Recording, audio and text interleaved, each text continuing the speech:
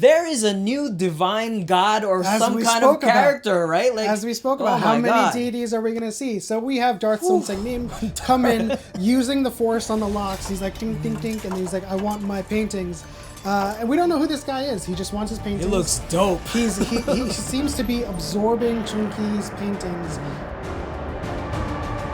Don't pay attention to the back here. We're in the middle of changing things up, so it's going to be quite unusual for a while. But we're here to talk about Lovers of the Red Sky, the new fantasy K-drama with Kim Yoo Jung. Let's go. So we're going to be recapping episodes 3 and 4, but a little bit of context in terms of the lore and the magic and the fantasy of it all. If you're familiar with the Greek mythologies and the 3 fates, this is basically the same, except there's the god of life, there's the god of death, and there's a god of balance. And in this case, it's pretty much similar, but in this instance, the god of death decides to consume the god of balance. And in the midst of that mythology, we have 2 principal characters that we're following, Hong Chong-gi and Haram. Hong Chong-gi was born blind, but she was also born blessed with the divine power of painting. She's part of that family in this mythology. In order to seal the god of death, they perform a ritual which requires a vessel, normally a painting, to be present so that they can seal the god of death Mawang into that painting.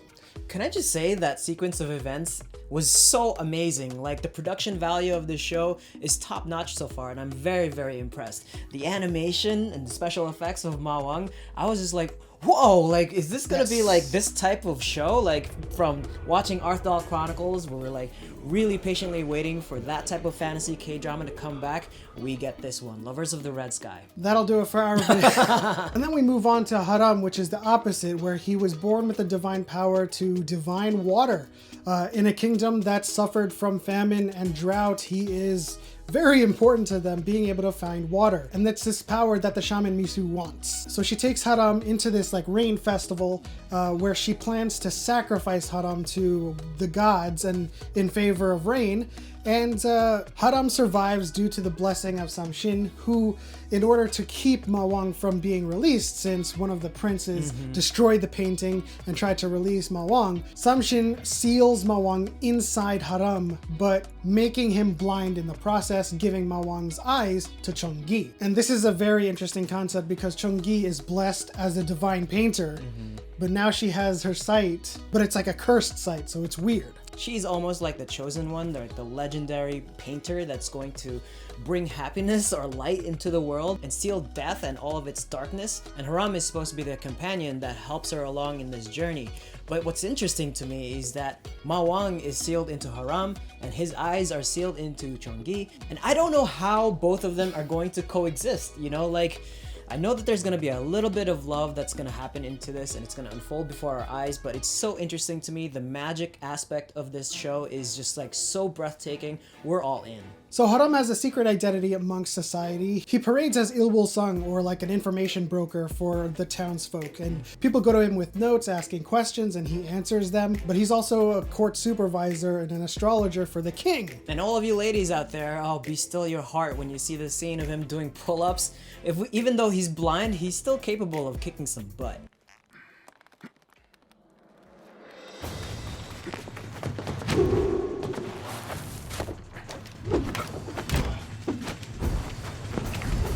So fast forward to Chong-gi trying to escape from these thugs who have been using her to paint imitation art. She decides to walk away from that life, but they're not having it, and so they swindle her and they try to chase her down. Chong-gi ends up in the palanquin of Haram, and then they finally meet. I guess this catalyst in waking things up a little bit, because as soon as Haram touches Chong-gi, all hell breaks loose. Ma Wang kind of comes out of the palanquin and everyone thinks it's a freaking tiger, or everyone thinks it's some kind of water demon, but no, it's a member from X-Japan.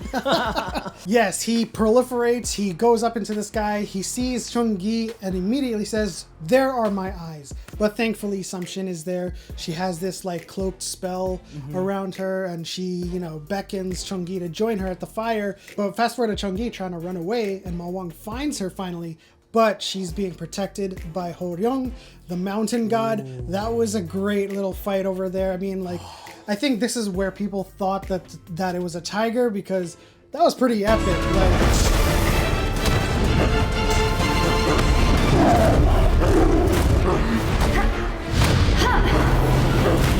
was amazing sequence of events because it adds a little bit more to the legend, it adds a little bit more to the fantasy. Like, who the hell is this magical being that's protecting the mountain? And of course, this magical being is only subjected to protecting that mountain. Their powers are only enormous there. They can't spread out anywhere else. But like, how many more gods or how many more like beings are we going to expect to come forward in this journey? This is a fantasy, so there's just going to be a lot of deities I believe that they're going to introduce for all kinds of things. But what I loved about this is that she actually did have the power to kill Ma Wang. But Samshin interrupts her and says, we can't kill Haram, because if we kill Haram, that means Ma Wang is free. But what Samshin is waiting for, she's waiting for Hong Chung-gi to finally come into her own in terms of being a divine painter, paint the vessel, and then seal Ma Wang in that new vessel. But until that happens, they can't kill Haram, which presents a huge problem because he's just going to run around being extra pan. Oh. I mean, that is just so incredible. I really want to dig a little bit deeper into the magic, the folklore, the legend. There's some source materials out there that we need to take a look at as well. But if you know a little bit more about that, leave your comments in the section below.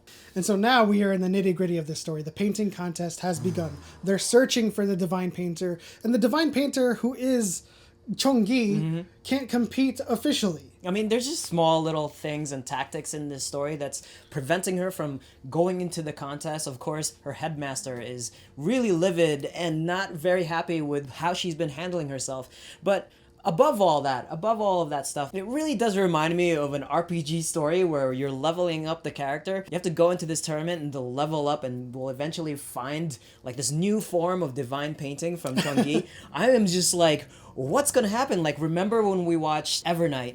And he had to go into the school, and there was a contest, and then that's kind of where mountain. Exactly, it's gonna go up to those different levels, different realms, and I'm just like so excited to see Chung-gi in action here.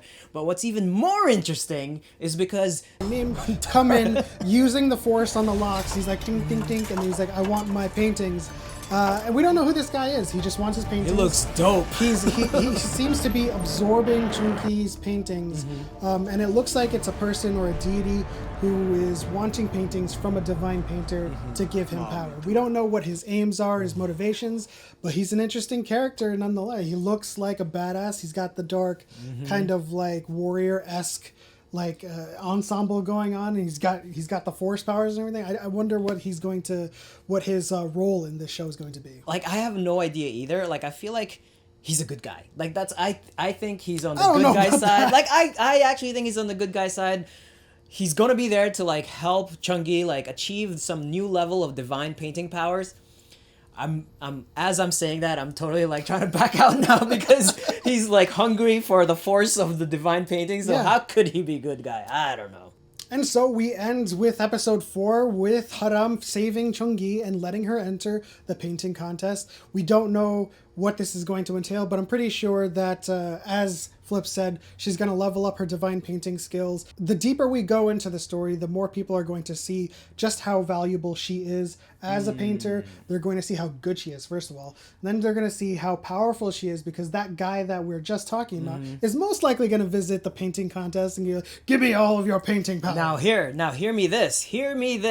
You know, Haram is supposed to be the divine companion to the divine painter, which is Chung-gi, right? And the more they spend time together, the more they interact, those powers are intermingling, it's powering up, it's leveling up. And when this new Darth Maul character comes into the picture, trying to like invade it and trying to like grab all her paintings and grab all her powers, I think there's going to be an awakening from Chung-gi, and that's going to be awesome.